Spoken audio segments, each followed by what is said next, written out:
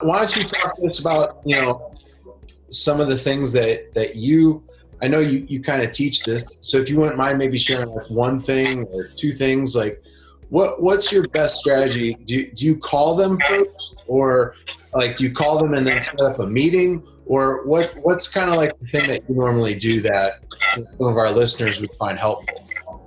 So there's stakeholders in the industry. There's people that are placement agents.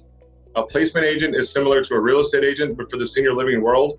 So you know how you said your experience with, was it your mother-in-law, Jason? Yeah. None of us are prepared for that. There's no book that you can read that says, oh, this is exactly how this is going to go down. Right. And so when you find out mom needs to go in for care, you're scrambling to find help.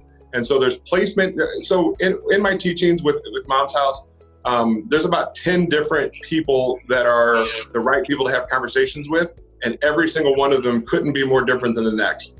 A social worker is the bleeding heart and the proprietor is the capitalist, right?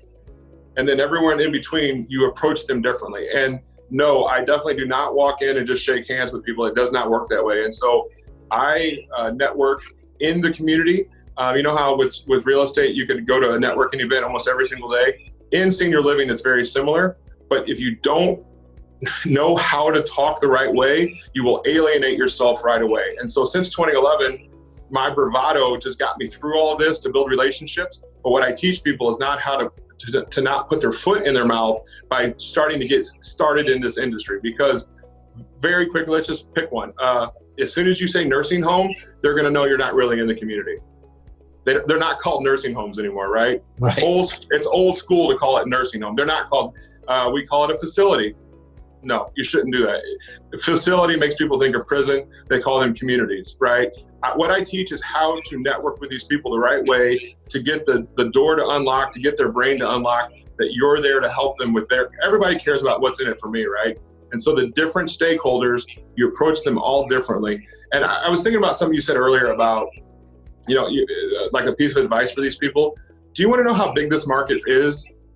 If you look at probate deals, probate is someone that probably made it to the end of their life in their house, and now they have this house, and so me and you are brothers. We care now about what's in it for us, right? Because we're going to inherit that money. Right. But 7 out of 10 people, 7 out of 10 over the age of 65 will live in some sort of assisted living before they pass away.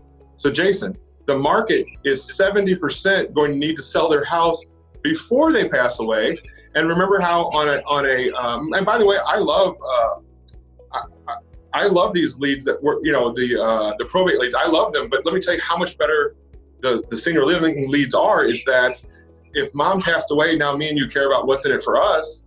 When mom moves into senior living, and you know how you said Medicaid's going to take all your money anyway, the family doesn't give a crap if it sells for 74 grand or 82 grand or 95 grand, because all of that money is going to mom's care.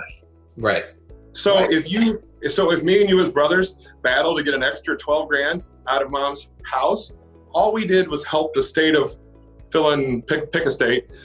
We helped that state to not have to pay Medicaid that much quicker, right? So the family's interest isn't normal that we deal with every other type of real estate lead. The family's interest is mom's care. Who's going to turn this house into cash? What are we going to do with this stuff? And if you get in that peanut butter cup, right, of timing, Jason, I've been keeping this a secret for a reason. They are the best leads I've ever had in my 21-year career. Yeah, I would agree with you, man.